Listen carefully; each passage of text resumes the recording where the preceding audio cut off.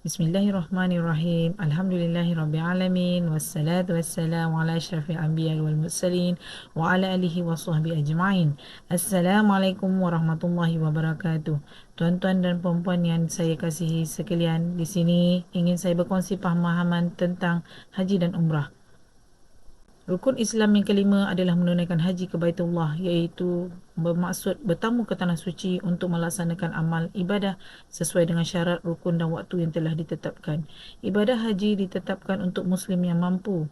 Apa itu haji? Haji dari segi bahasa ialah menuju atau mengunjungi ke sesuatu tempat, manakala dari segi istilah bermaksud mengunjungi Masjid Al-Haram, yakni Kaabah, pada masa-masa tertentu pada bulan haji, iaitu Zulhijjah, serta melaksanakan perkara-perkara yang wajib bagi ibadah haji.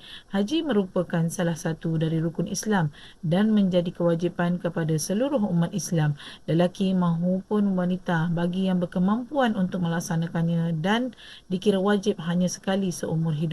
Jika dilakukan lebih dari itu, maka ia dikira sunat. Haji terdiri dari 3 jenis, antaranya ialah haji ifrad, haji tamatuk dan haji kiran. Haji ifrad ialah mengerjakan ibadah haji dahulu dalam bulan haji, kemudian mengerjakan umrah. Haji tamatuk adalah mengerjakan umrah dahulu dalam bulan-bulan haji, kemudian mengerjakan ibadah haji di tahun yang sama.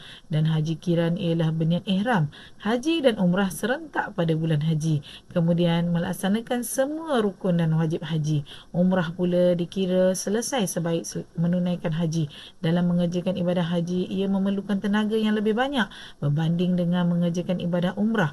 Hal ini kerana ibadah haji memakan masa yang lebih lama berbanding mengerjakan ibadah umrah. Seseorang haruslah meningkatkan tahap ketahanan fizikal sekiranya ingin mengerjakan ibadah haji, kerana ia terbukti kegiatan atau aktiviti yang dilakukan semasa mengerjakan ibadah haji lebih banyak berbanding dengan mengerjakan umrah. Apa itu umrah? Umrah dari segi bahasa ialah ziarah. Dari segi syarak pula bermaksud menziarahi Masjidil Al-Haram pada bila-bila masa untuk melaksanakan ibadah tertentu dengan syarat-syarat yang tertentu. Umrah juga dikenali sebagai haji kecil.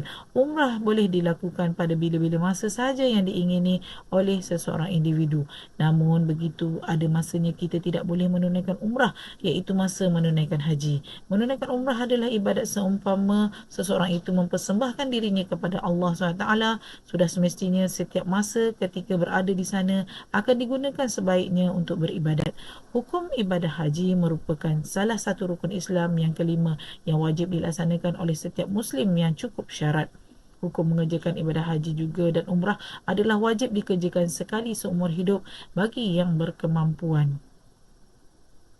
Namun, ibadah umrah ini dikira sunat untuk dikerjakan secara berulang kali. Sebahagian ulama berpendapat bahawa hukum melaksanakan umrah adalah wajib atau fardu bagi orang yang belum melaksanakan, sementara dia mampu untuk melaksanakannya. Ini kerana terdapat banyak kelebihan yang telah dijanjikan kepada sesiapa yang melaksanakan ibadah umrah dengan penuh keikhlasan dan ketakwaan. Syarat wajib haji dan umrah bagi seseorang itu adalah Islam, balik, berakal, merdeka dan berkemampuan untuk menunaikan haji. Rukun-rukun haji dan umrah adalah syarat wajib yang harus dilakukan ketika menunaikan ibadah haji.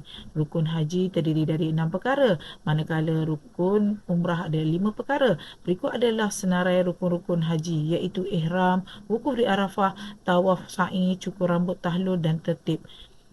Yang pertama, ihram untuk haji ialah berniat untuk haji dan umrah diwajibkan adalah sama seperti niat solat.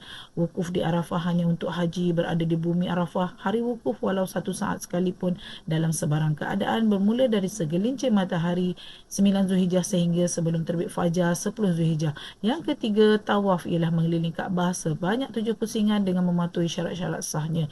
Yang keempat, sa'i ialah berulang-alik di antara Bukit Safa dan Marwah, dimulai dari Bukit Safa kemudian berjalan sampai 7 kali perjalanan sehingga berakhir di Bukit Marwah.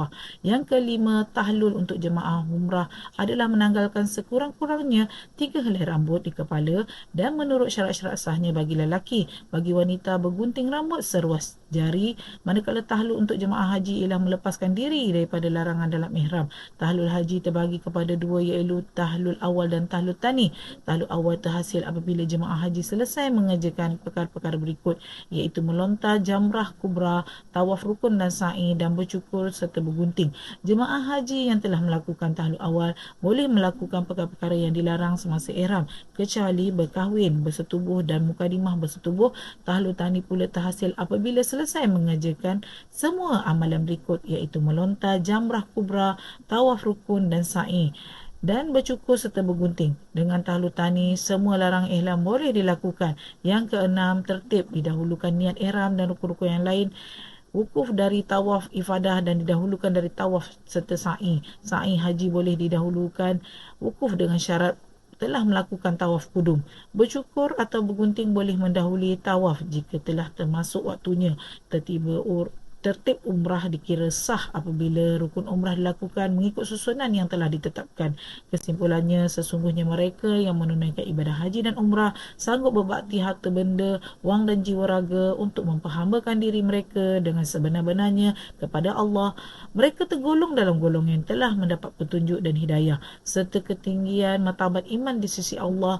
Haji dan umrah merupakan satu perkara dan kegiatan rohani serta moral yang di dalamnya terdapat pengorbanan, ungkapan rasa syukur, membuat kebajikan dengan kerelaan hati, melaksanakan perintah Allah serta mewujudkan pertemuan besar dengan umat Islam lainnya dari seluruh dunia. Justru itu, berusahalah untuk melaksanakan ibadah haji dan umrah dengan sebaik-baik yang mungkin. Persiapkanlah pekalan dari segi mental dan fizikal agar kita dapat menumpukan sepenuh perhatian dalam melaksanakan ibadah yang kita usahakan dan sedang kerjakan.